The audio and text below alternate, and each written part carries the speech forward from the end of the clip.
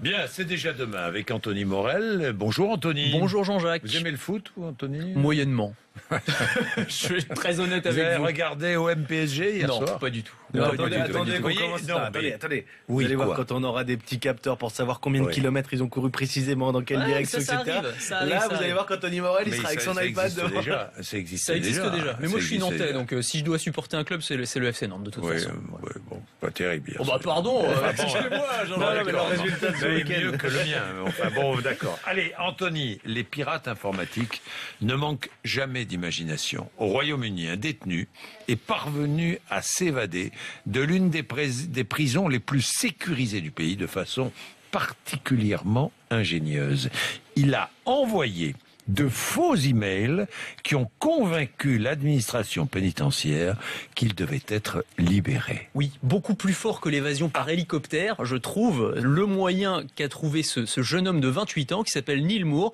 Il a convaincu les gardiens de prison de le laisser sortir de leur plein gré. Donc il s'appelle Neil Moore, il a 28 ans, il est en prison, il purge une peine, c'est un petit escroc, enfin bon, peu importe.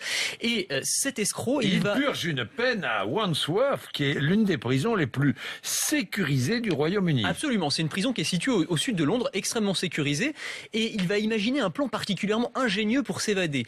Déjà, dans un premier temps, il va se procurer un smartphone de façon totalement illégale, mais bon, parvient en prison à récupérer tout un tas de choses pour pouvoir se connecter à Internet.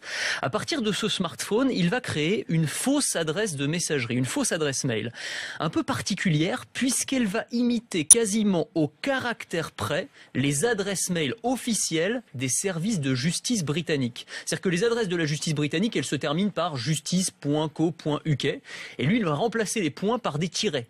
Donc c'est quasiment la même chose. Enfin, en gros, faut être vraiment un expert pour se rendre compte de la différence. Et à partir de cette fausse adresse mail, eh bien, il va envoyer des messages à l'administration pénitentiaire, à la prison dans laquelle il se trouve.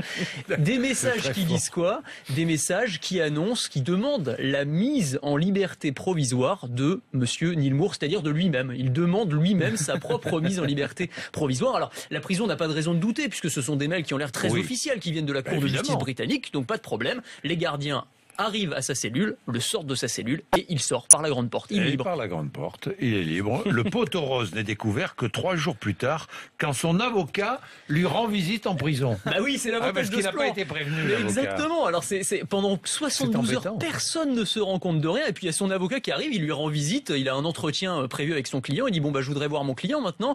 Mais bon, monsieur, votre client il a été libéré il y a 3 jours. Ah oui, il y a un petit problème effectivement. Alors ça se termine un petit peu de façon un petit peu décevante parce que cet escroc finalement il a pris peur et il a décidé de se rendre. Voilà, il avait prévu de partir à l'étranger et finalement il s'est rendu. Bon. Autre arnaque, un homme a été arrêté après avoir fabriqué de faux distributeurs de billets de banque en utilisant une imprimante 3D.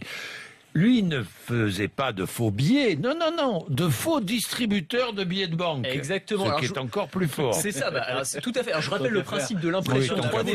Qui est arrivé en Ouais, première c'est ça, exactement. Les imprimantes 3D, elles permettent de tout imprimer, c'est-à-dire de reproduire n'importe quel objet en les resculptant couche par couche. Donc ça peut être des petits objets et puis ça peut être des objets beaucoup plus imposants, par exemple des façades de distributeurs de billets. C'est ce qu'a fait ce monsieur, cet escroc qui était basé à Marseille.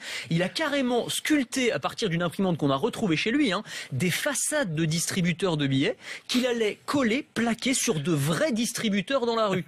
Donc en gros, les clients arrivaient, ils avaient l'impression d'être devant un vrai distributeur de billets, ils mettaient leur carte à l'intérieur, sauf qu'évidemment, ce distributeur, ils tapaient leur code, ils voyaient de l'argent qui sortait, sauf que, évidemment, le distributeur était truqué. Il y avait à l'intérieur un lecteur de carte magnétique, il y avait une petite caméra qui analysait le code qu'il tapait, et donc à partir de ça, de ce faux distributeur, il a réussi à arnaquer des gens, à récupérer plus de 30 000 euros.